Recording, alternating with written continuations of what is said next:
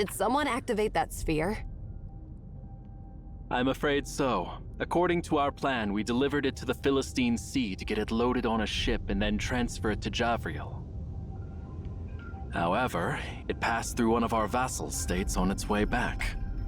To my astonishment, the ruler there, Herod, had the audacity to lay his finger on it. It was only afterward that we learned that quite a few servants in Herod's kingdom had been exiled from Memphis, and some of them had even served as priests in Memphis. They knew a number of secrets that had been passed down from generation to generation by word of mouth. Not even Lord Thurinus or Emperor Darius had learned about them when they conquered Memphis. Those Memphians stirred up Herod's greed, making him believe that he could awaken the god of the sun like the ancient pharaoh Akhenaten did, and thus be elevated to the status of a god. How ridiculous. Yeah, it's ridiculous.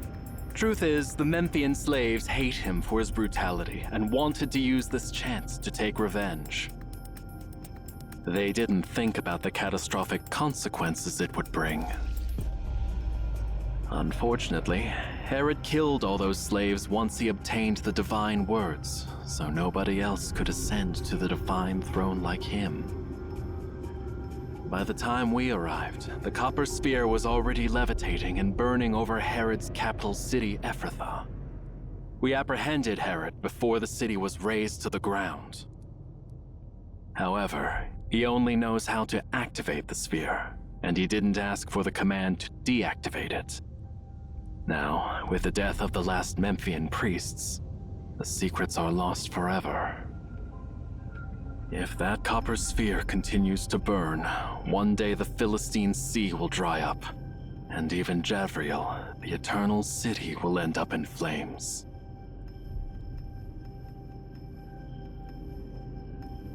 Fortunately, I had met you in the Library of Babel. I remembered you had mentioned that the copper sphere could be deactivated. So, we rushed back here to seek your help. Such is the situation. If you know how to stop this world from ending up in flames, I'm willing to offer whatever I can in return.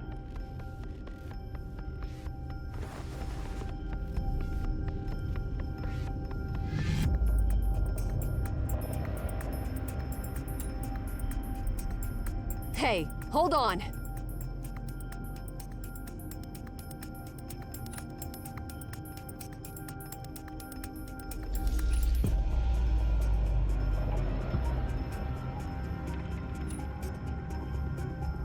You've told him already? The language of the gods is a palindrome.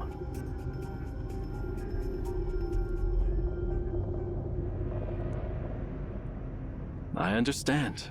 That'll do. Write the palindrome words in both directions, and the quill will go back to where it started. In other words, the command to activate the sphere is also the command to deactivate it. We just need to repeat the same word Herod used, and it will revert to its previous state. I can't believe this answer is so straightforward. I must return to Ephrathah immediately. But the thing is, we've lost a significant number of soldiers since entering the Library of Babel. I'm sorry, Hemaeon, but I need your assistance once again. Could you escort me out of here?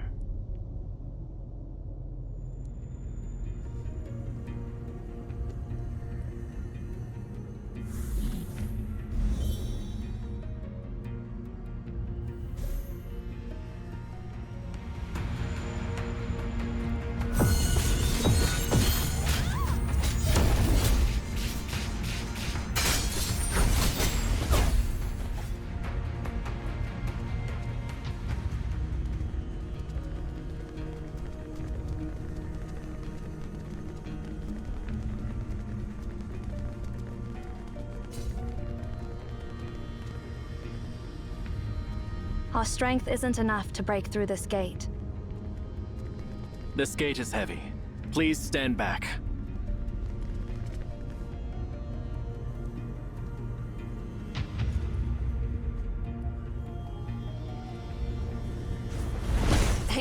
guess we didn't fight him earlier. Sorry, I couldn't hear you because of the noise. What did you say? Oh, it's nothing.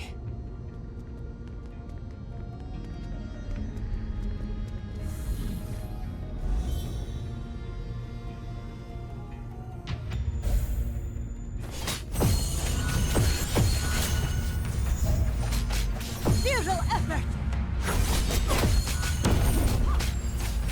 The ball move!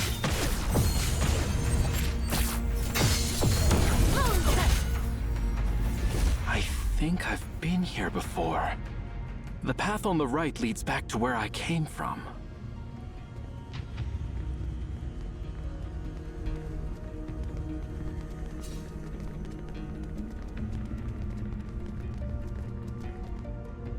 Jeez, not another one of those annoying stone gates. Don't worry. My strength should be enough to break through it. However, I've just exerted a lot of energy. Give me a moment to catch my breath. Fine. Take a step back, Sia. They started following us before I even noticed. What a bunch of eyesores. Looks like you've run into a bit of trouble. Mer, protect everyone. Go away.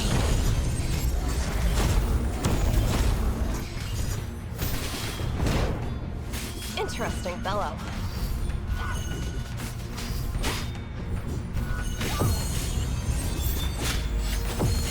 Waiting crescent!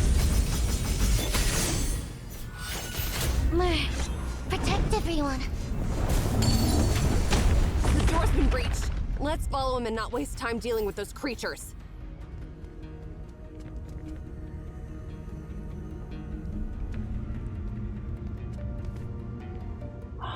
Finally. Ahead is the sector I entered from. One must exit from where they entered. Such is the wise words from the Emeons who guided me here. Thank you for escorting me here. Hey, Mr. General. Although we didn't request payment, it's okay to ask for a favor, right? Of course. Just let me know whatever you want. Well, when you go back and see Herod again, please make a copy of the divine words he tells you and give it to us.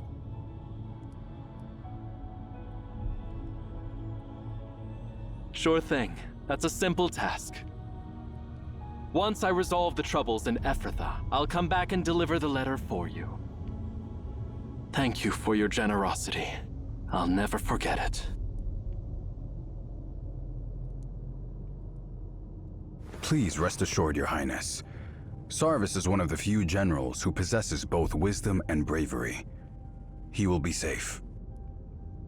But he's been inside all night.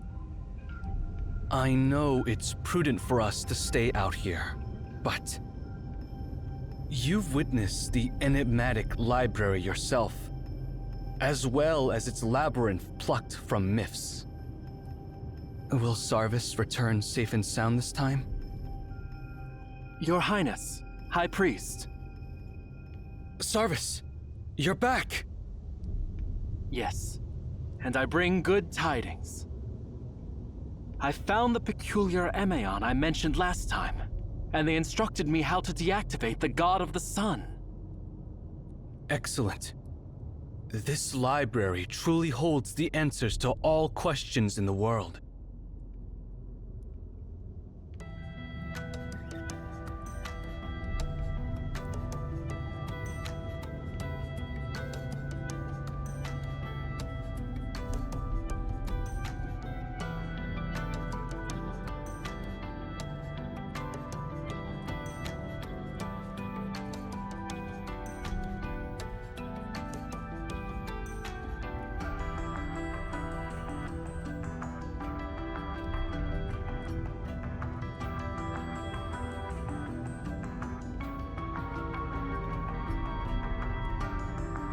High Priest Mirari, do you still have a copy of the treaty with the Arsacid Empire? I can have the scribe immediately draft a new one, Your Highness. What do you mean, Your Highness? I will sign it. Tell our soldiers that we are no longer at war with Obed. Let's go back. Once we resolve the issue in Afrafta, we will make our way back home. May I ask the reason behind your change of heart, Your Highness? Look at that burning star. If there's anything like divine revelation in the world, it probably looks like that. Wouldn't you agree? No. Japheth is not ready to confront such power. My father has been invincible throughout his life. He forged his great empire in his 30s. I heard that he was frustrated at the thought of spending the remainder of his days governing rather than conquering. However, I think governing is far more challenging than conquering. I'm always worried that if Japheth's armies keep crossing new frontiers, sooner or later, they'll meet an impenetrable presence. Father has never tasted defeat, and neither has Japheth. Father is aged, and Japheth has long grown accustomed to the countless triumphs he has achieved. If, one day, Japheth fails to sustain its momentum of conquest, if, one day, the tip of Japheth's spear finally shatters against a towering wall never before encountered, how do you think the people of Japheth would feel in such a moment?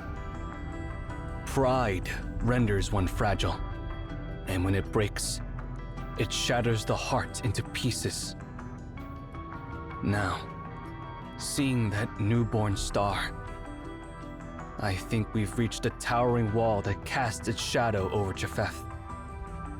Undoubtedly, there are forces in this world that surpass the limits of human imagination. This library, capable of harnessing even the power of that star, lies far beyond our dominion. We are not yet prepared to venture into the realm of gods. I concur, Your Highness. It is time to head back. Since Emian has guarded his power for so long, let it be. There must be reasons why this tower has stood undisturbed for thousands of years. Until we understand those reasons, we must not disturb the balance. No. We shouldn't even touch it. It'd be best if all of us stayed away from it, neither to inquire nor to disturb it, lest it bring a catastrophe down upon us. While my words may appear disrespectful, His Majesty's order to retrieve the God of the Sun and the situation we are facing serve as compelling evidence. I agree with your decision to retreat, Your Highness. However, if we ignore the blaze of the star and the impending destruction it brings, it is beautiful, like a real celestial body.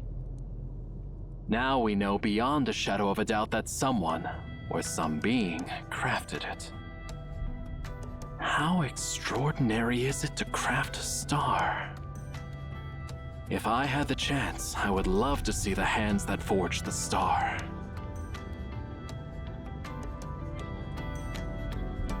Even if I am unable to witness it, I hope that my descendants will be blessed with this fortune. Time to go. We have no time for sentimentality. Leave the recording of history to poets and scholars. As for us, let us restore the sky with its true sun